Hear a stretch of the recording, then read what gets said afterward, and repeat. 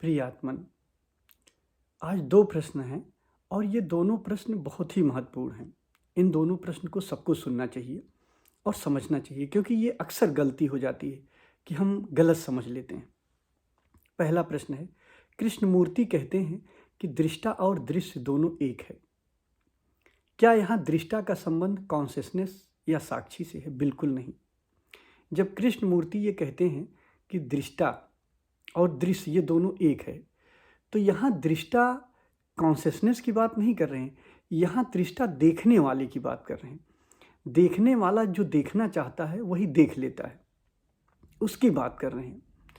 मतलब दृष्टा उस व्यक्ति की बात कर रहे हैं, अहंकार की बात कर रहे हैं कि जो दूसरों में देख रहा है, जो दृश्य में अपने को ही थोप ले रहा, उसकी बात कर रहे हैं।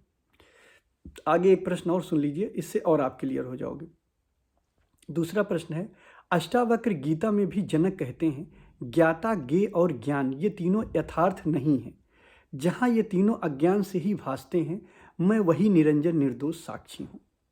अब देखो, अगर ज्ञाता सत्य होता, यहाँ देखो ज्ञाता को भी अष्टावक्र गीता में जनक ज्ञाता को क्या कह रहे हैं? कह रहे हैं ज्ञाता सत्य नहीं है, यथार्थ नहीं है।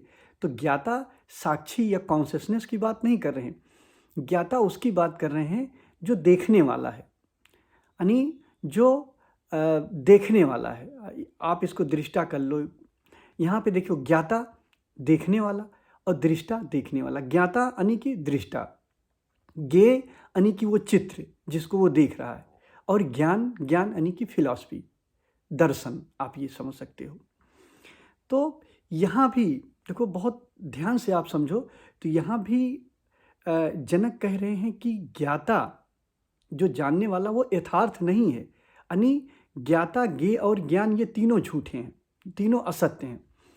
और यही चीज़ दृष्टा, दृश्य और दर्शन में कहा जाता है कि दृष्टा, दृश्य और दर्शन ये तीनों यथार्थ नहीं, ये तीनों झूठे हैं।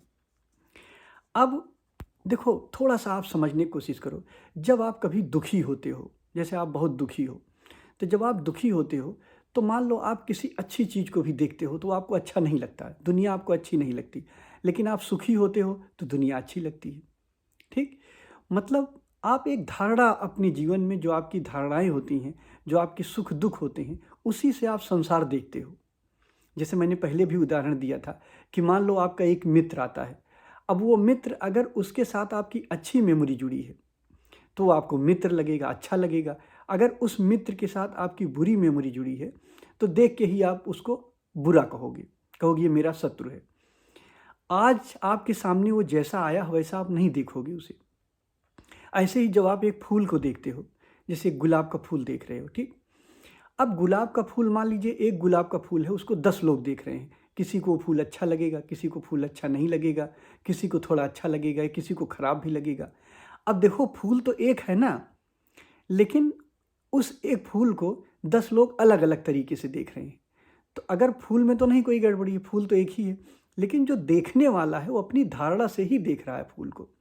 किसी को वो फूल अच्छा लग रहा, किसी को फूल खराब लग रहा, किसी को फूल बहुत अच्छा लग रहा है। तो अपनी धारणा से ही आप उसको देखते हो।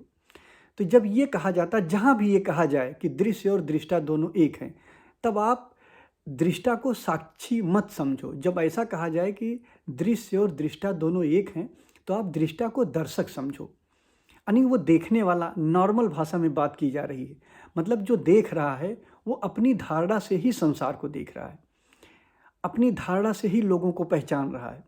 एक फूल को आप देख रहे हो, देखो एक बच्चा, जब छोटा सा अबोध बालक एक फूल को देखता है तो कोई धारणा नहीं बनाता है। इसीलिए तो जीसस कहते हैं कि परमात्मा की जगत में वो प्रवेश करते हैं जो छोटे बच्चे जैसे हो जाएं। यानी कि एक छोटा बच्चा जब फूल को देखता है तो उसके भीतर कोई धारणा नहीं बनी है। लेकिन वही जब एक बड़ा आदमी कोई फूल को देखता है, उस फूल को देखता है, तो उसके भीतर एक धारणा बन गई कि ये गुलाब है, ये अच्छा है, ये बुरा है। तो ये जो उसके भीतर धारणा बनी है, इसी धारणा को ही आरोपित कर लेता है। इसीलिए कहा जाता है कि वो देखने वाला और जो दिखाई पड़ रहा है वो दोनों एक हैं। देखने वाला वही देख लेता है जो वो देखना चाहता है, यानी देखने वाला, दिखाई पड़ने वाला, यानी कि दृष्टा, दृश्य एक है। जहाँ दृष्टा, दृश्य एक कहा जाए, वहाँ यहाँ पे दृष्टा यानी दर्शक को संबोधित किया जा रहा, कॉन्शियसनेस को नहीं, चेतना को नहीं, कॉन्शसनेस का तो ना कोई दर्शक होता है उसका, ना ही कोई दृश्य होता है। कॉन्शसनेस, समझ लीजिए, कॉन्शसनेस वो आधार है जिस पे ये तीनों चलते हैं, दृश्य, दृष्टा और दर्शन, ये तीनों जिस पे चलते हैं वो आधार है। जैसे मैं उदाहरण देता हूँ, जैसे आपका मित्र आया, आप उस मित्र को देखे, ठीक। अब देखने के बाद आपने उस मित्र से जैसी धारणा बनाई है वही आपको लगेगा वो। लेकिन अगर कल्पना करो कि आपके भीतर की कॉन्शसनेस निकाल दी जाए, आपके मित्र की भी कॉन्शसनेस निकाल दी जाए, तो कॉन्शसनेस खत्म करते ही आप दोनों मुर्दा हो जाओगे। आपके भीतर अगर कॉन्शसनेस नहीं हुई तो न दर्शक रह जाएगा, न दृश्य रह जाएगा, और ना ही दर्शन रह जाएगा। तो तीनों का आधार कॉन्शसनेस है, जिसके कारण ये तीनों चल रहे हैं, वो कॉन्शसनेस है। उस कॉन्शसनेस की बात नहीं होती जब हम दृष्टा या दर्शक की बात करते हैं, उस कॉन्शसनेस की बात नहीं होती। हाँ, वही पे यहाँ कह रहे हैं। अगर आप देखो, गौर से कहो, सुनो, तो अष्टावक्र गीता में भी जनक कहते हैं ज्ञाता, ज्ञेय और ज्ञान। ज्ञाता यानी जानने वाला, यानी दृष्टा, आप कह लो ज्ञाता को, जानने वाला। ज्ञाता, ज्ञेय जिसको जाना जा रहा, दृश्य, ज्ञान यानी कि फिलॉसफी, दर्शन। कह रहे हैं ये तीनों यथार्थ नहीं है, ये असत्य हैं, यानी तीनों ही विचार हैं। भाई, जानने वाला भी विचार है, अहंकार है, विचारों का जोड़ है, और जिसको जान रहा वो भी विचार है, मतलब अपने को ही तो आरोपित कर रहा, वहाँ वो भी विचार है। और उस विचार से जो विवेचना कर रहा है, जो ज्ञान पैदा हो रहा है, जो फिलॉसफी पैदा हो रहा है कि ये फूल है, फूल अच्छा है, बुरा है, इस फूल में ये होता है, वो होता है, जो फिलॉसफी है, ये भी सत्य नहीं है। ये तीनों ही असत्य हैं, तीनों ही विचार हैं। ज्ञाता, ज्ञेय और ज्ञान, ये तीनों ही विचार हैं। लेकिन ये तीनों जिस पे चलते हैं, कह रहे हैं जो इसका आधार है वो मैं हूँ, निरंजन, सत्य, साक्षी, कॉन्शसनेस। अगर कॉन्शसनेस हटा दिया जाए तो न ज्ञाता बचेगा, न ज्ञेय बचेगा, और न ही ज्ञान बचेगा। तीनों का आधार कॉन्शसनेस है। तो मेरे ख्याल से आप मेरी बात समझे होंगे। इसको ध्यान से समझना, क्योंकि बहुत बार यहाँ गलती होती है और लोग गलत समझने लगते हैं। धन्यवाद।